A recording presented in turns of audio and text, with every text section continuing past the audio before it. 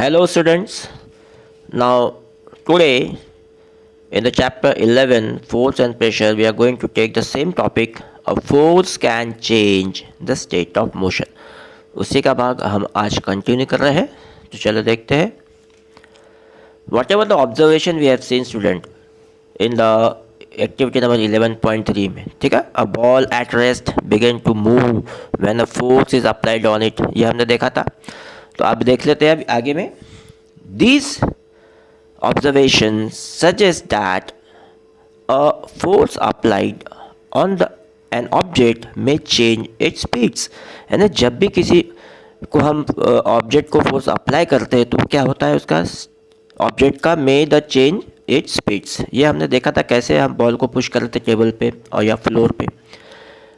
If the force applied on the object is the direction of its motion.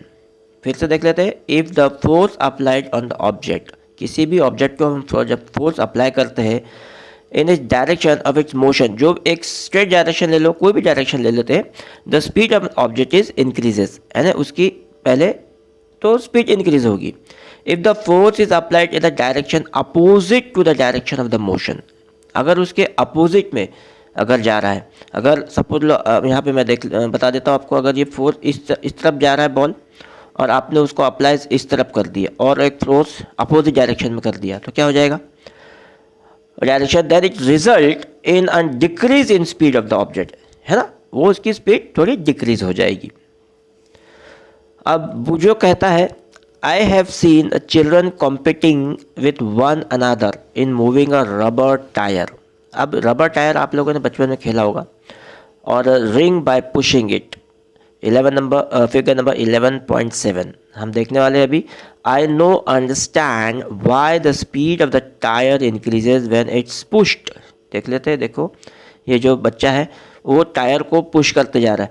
अगर वो push करेगा नहीं तो क्या होगा, एक ही बार में वो चलने लगेगा क्या? नो, उसको बार बार पुश करते रहना पड़ेगा, तब जाके वो चलता रहेगा. यानी कि इंक्रीज इट स्पीड्स. है ना, यहाँ पे क्या लिखा है, then the result in the decrease in the speed. और जब तक उसको if the force applied on object is in direction its motion, यानी एक स्ट्रेट डायरेक्शन में अगर हम बात करते हैं तो the speed of the object increases. तो यहाँ पे भी यही हो रहा है, यहाँ पे भी स्पीड इंक्रीज हो रही है. ठीक है, चलो आगे देख लेते हैं. पहली is curious to know whether application of the force can only change the speed of an object. पहली क्या सोच रही है, to whether the application of force can only change, मतलब सिर्फ the speed of the motion. अगर हमने इसका स्पीड का मोशन को ही चेंज कर दिया तो कैसे करेंगे, देख लेते हैं हम. Let us find out. The activity number 11.4. ठीक है. Take a ball and place it on the level surface as you did in activity number 11.3. वैसे ही आपको एक बॉल को प्लेस करना है किसके ऊपर, एक टेबल के ऊपर.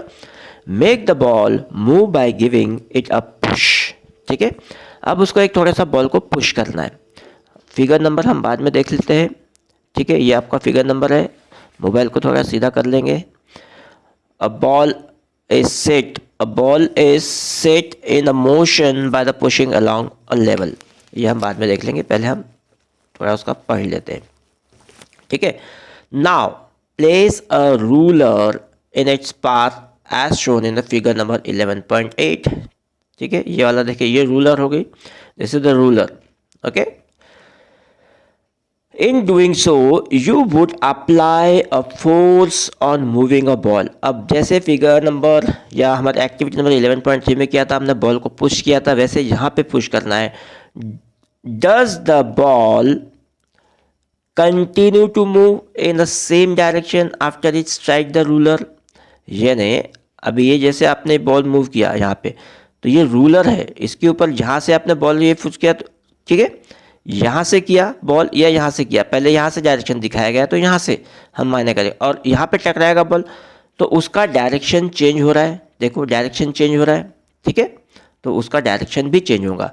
Continue to move in the same direction after the strike the ruler. Repeat the activity and try to obstruct the moving ball by placing the ruler in such a way that it makes different angles to its path.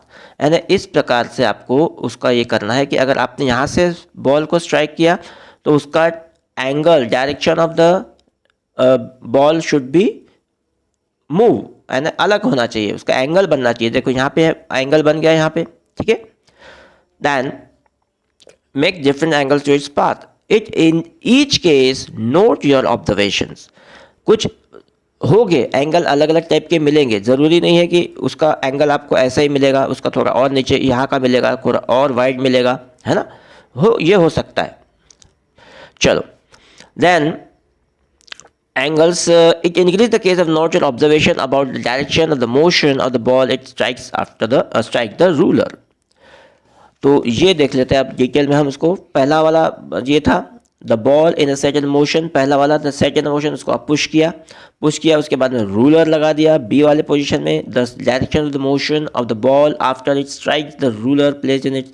तो आपने यहाँ पे उसका direction change हो गया. तो that means it's, उससे हमने क्या समझ में आया इसमें कि हम जब भी किसी बॉल को अगर उसका ऑब्स्ट्रक्ट करते हैं उसकी डायरेक्शन, तो हम उसके change in direction of the motion ये हम कर सकते हैं. क्यों? क्योंकि वो जब भी किसी ऑब्जेक्ट से, यहाँ पे जब भी किसी ऑब्जेक्ट से वो बॉल टकराएगा तो उसका डायरेक्शन चेंज हो जाएगा और उसका एंगल भी चेंज हो जाएगा उसका. तो ये बच्चों आप आज का हमने पढ़ा है, इतना ही हम आज लेंगे एक्टिविटी नंबर 11.4 में. तो उसके बाद का हम अगले सेशन में लेंगे, ठीक है. Thank you.